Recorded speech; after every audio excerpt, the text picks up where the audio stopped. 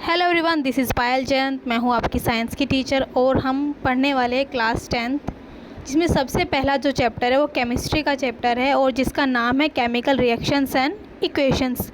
जब भी हम कोई भी चैप्टर पढ़ने वाले होते हैं तो सबसे पहले हमें चैप्टर के नाम और उसका नाम का मतलब पता होना चाहिए, क्योंकि अगर हमें चैप्टर का नाम पता होगा तो हम ये समझ जाते हैं कि हम उस चैप्टर में क्या क्या चीज़ें पढ़ने वाले हैं। जैसे कि इस चैप्टर का नाम है केमिकल रिएक्शंस एंड इक्वेशंस।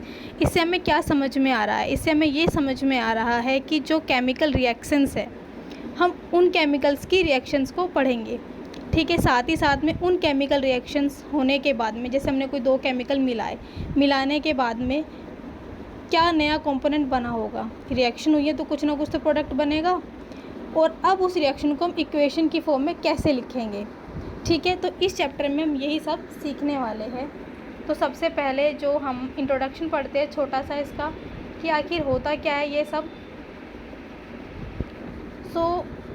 हम देखते हैं कि हमारे चारों तरफ काफ़ी सारे चेंजेस हो रहे होते हैं। जो चेंजेस फिज़िकली होते हैं उसे हम फिज़िकल चेंजेस बोलते हैं।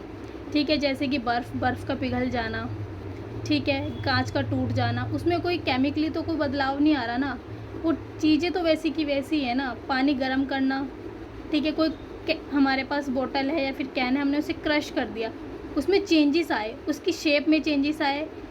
ठीक है, जैसे पानी है, पानी का शेप भी चेंज हो गया और मैटर भी चेंज हो गया, सॉलिड से लिक्विड हो गया, लेकिन उसके केमिकल में कोई चेंज नहीं आया है।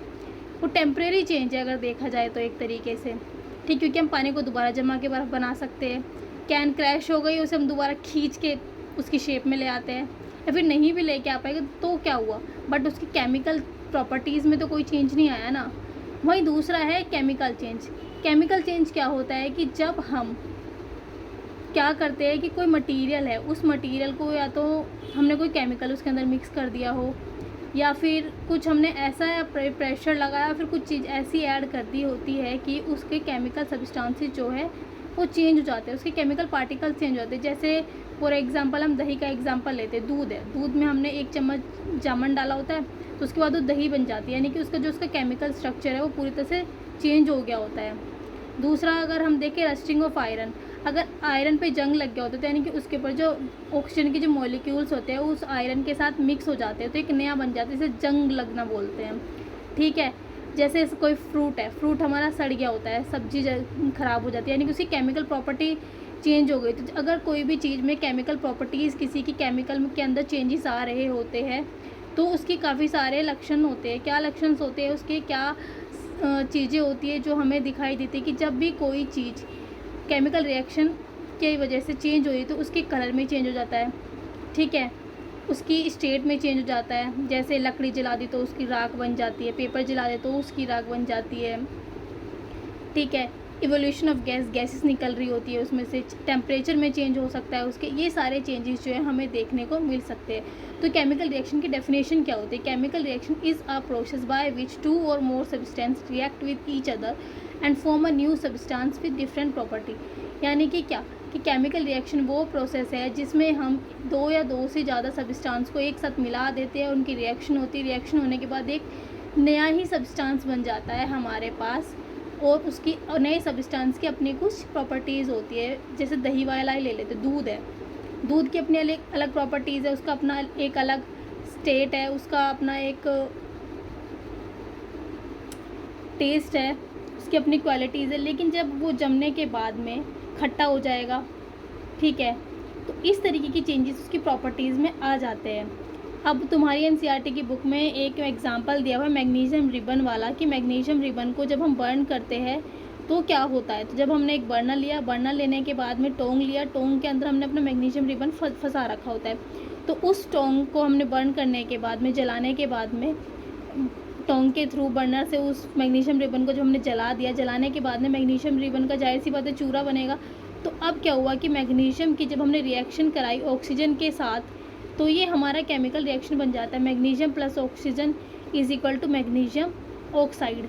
अब इसी को हम इक्वेशन फॉर्म में कैसे लिखेंगे? Mg plus O2 is equal to 2 MgO।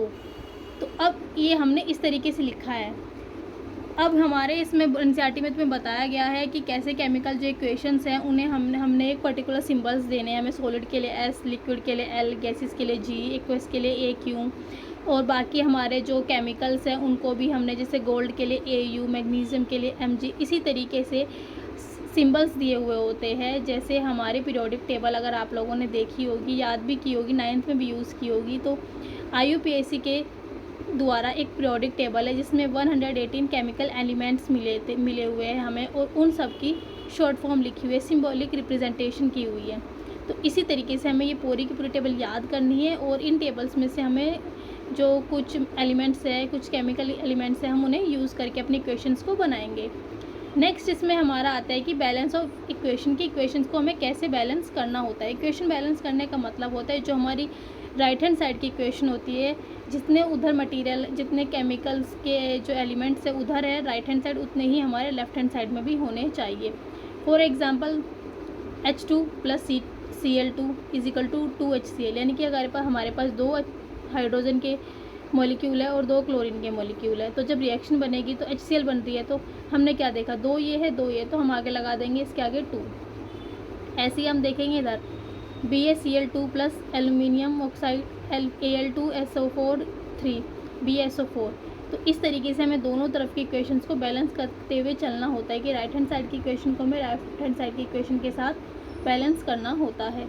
इसके बाद आ जाती है टाइप ऑफ केमिकल रिएक्शंस की। रिएक्शंस एक ही तरीके की नहीं होती है, केमिकल रिएक्शन जो है वो डिफरेंट टाइप्स की होती है। तो सबसे पहला रिएक्शन का जो टाइप है वो हम पढ़ेंगे कॉम्बिनेशन रिएक्शन। कॉम्बिनेशन रिएक्शन से के नाम से ही हमें समझ में आ रहा है कि इसके अंदर हमने कुछ चीज़ें कंबाइन की हुई होगी। तो कंबाइन करने का मतलब क्या होगा, यानी 2 चीज़ें मिला दी होगी कोई, तो वही डेफिनेशन बोल रही, इन अ कॉम्बिनेशन रिएक्शन 2 एलिमेंट्स और या फिर कंपाउंड्स, 2 कंपाउंड्स जब मिलकर कोई एक सिंगल प्रोडक्ट बना रहे होते हैं तो उसे हम कहते हैं कॉम्बिनेशन रिएक्शन। यानी जब 2 या 2 से ज़्यादा एलिमेंट्स या फिर कंपाउंड्स आपस में मिलकर एक सिंगल प्रोडक्ट बना रहे होते हैं, उसी को हम क्या कहते हैं, कॉम्बिनेशन रिएक्शन। ऐसे एनसीईआरटी में ये डायग्राम दिया हुआ है जहाँ पर एक हमारे पास वाटर का कंटेनर है जिसमें हमने कैल्शियम ऑक्साइड डाल दिया है, और फिर क्या बन गया हमारा कैल्शियम हाइड्रोक्साइड, यानी CaO, यानी कैल्शियम ऑक्साइड। पानी का फॉर्मूला H2O, दोनों मिलाया तो हमारे पास बन गया है स्लेक लाइम। तो ये इसके बाद इसकी कैसी रिएक्शन हुई है, एक्सोथर्मिक रिएक्शन हुई है, क्योंकि इसके अंदर से हीट रिलीज़ हो रही होती है। तो 2 एलिमेंट्स हमारे पास है, कैल्शियम ऑक्साइड और दूसरा पानी, दोनों को मिलाने के बाद हमारा क्या बनता है, स्लेक लाइम। तो यानी कि 2 कंपाउंड से 2 एलिमेंट्स को मिलाने के बाद हमें एक नया कंपाउंड मिला है कंबाइन करने के बाद। दूसरा डिकम्पोजिशन। डिकम्पोजिशन नाम से ही हम क्या समझ रहे हैं कि कुछ ना कुछ डिकम्पोज हो रहा होगा, टूट रहा होगा, ब्रेक डाउन हो रहा होगा, ठीक है। तो वही है, एनसीईआरटी में भी हमारे एक डायग्राम दिया हुआ है, इसके अंदर भी डिकम्पोजिशन रिएक्शन बताई हुई है। तो डेफिनेशन देखते हैं हम। When a single reactant decompose on application of heat, light, electricity to give 2 और मोर प्रोडक्ट। यानी कि जब कोई भी हमारे पास एक सिंगल रिएक्टेंट है और रिएक्टेंट को हमने तोड़ दिया हीट के द्वारा, लाइट के द्वारा, इलेक्ट्रिसिटी के द्वारा, और उसके बाद हमारे पास 2 या 2 से ज़्यादा कंपाउंड्स या प्रोडक्ट्स बने हुए हैं, उसे हम कहते हैं डिकम्पोजिशन रिएक्शन।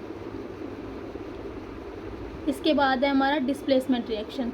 डिस्प्लेसमेंट यानी कि कुछ ना कुछ चीज़ों की अदला बदली हुई है, डिस्प्लेस कर दिया, इसकी जगह से उसे डिस्प्लेस कर दिया।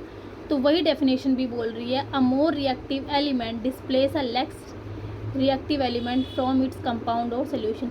यानी कि जब हम कोई रिएक्शन करा रहे हैं तो उसमें से जो ज़्यादा रिएक्टिव वाला, जिसकी रिएक्टिविटी ज़्यादा होगी, वो कम रिएक्टिविटी वाले सब्सटेंस या एलिमेंट को से अपनी जगह बदल लेता है। तो Zn की हमने रिएक्शन कराई थी कॉपर सल्फेट के साथ, तो ZnSO4 की जब हमने बन गया हमारा कंपाउंड और रिलीज़ हो गया इसमें से Cu, यानी कि Zn जो है वो ज़्यादा रिएक्टिव नहीं था। तो इसमें क्या हुआ, हमारा Zn + CuSO4, यानी कि Cu बाहर निकल गया और Zn ने जो है SO4 के साथ अपनी रिएक्शन बना ली।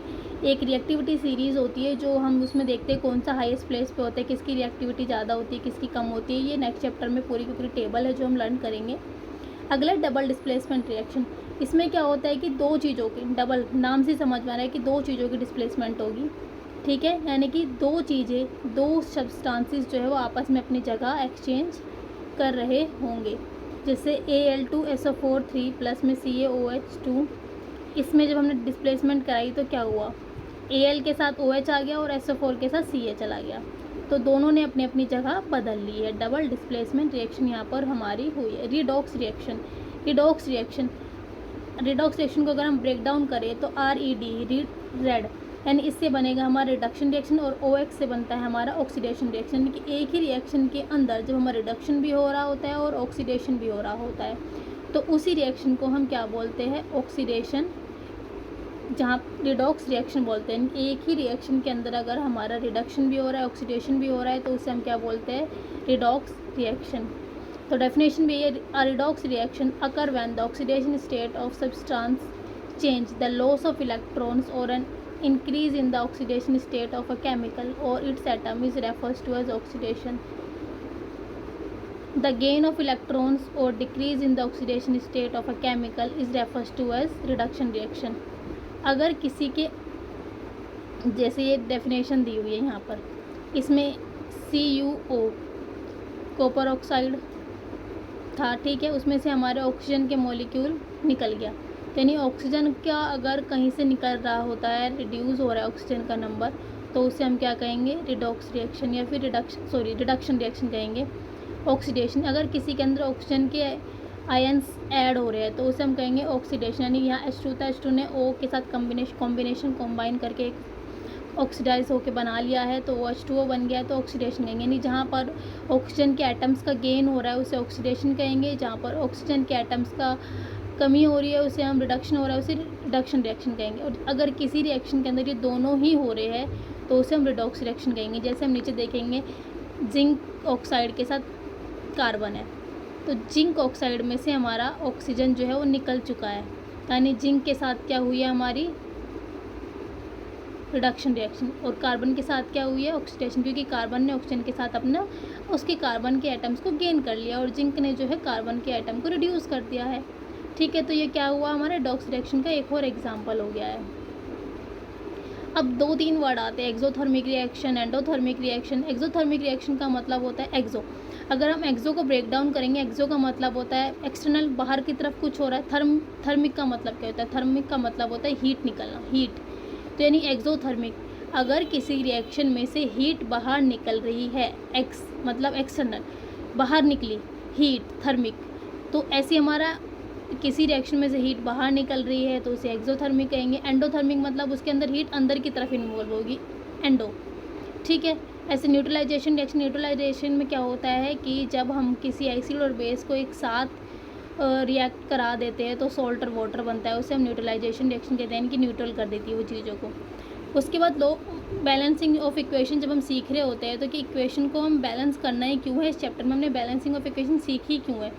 बैलेंसिंग ऑफ इक्वेशन हमने इसलिए सीखी है कि केमिकल रिएक्शन के दौरान जो भी मैटर हमने बनाया हुआ होता है उसमें जितने भी टोटल नंबर ऑफ़ एटम्स होते हैं उनका जो मास होता है दोनों साइड का हमें बैलेंस रखना होता है। किसकी वजह से, law of conservation of mass की वजह से। इस लॉ की वजह से, law of conservation of mass की वजह से ही हम बैलेंसिंग ऑफ केमिकल इक्वेशन सीख रहे हैं कि रिएक्टेंट और प्रोडक्ट का मास जो है वो बैलेंस होना चाहिए, इक्वल होना चाहिए दोनों तरफ का। तो बस इस चैप्टर में इतना ही था। अगर एक्स्ट्रा क्वेश्चंस करने हैं तो वो हम नेक्स्ट वीडियो में देखेंगे। That's all for today. Bye bye. Thank you so much for listening me so patiently.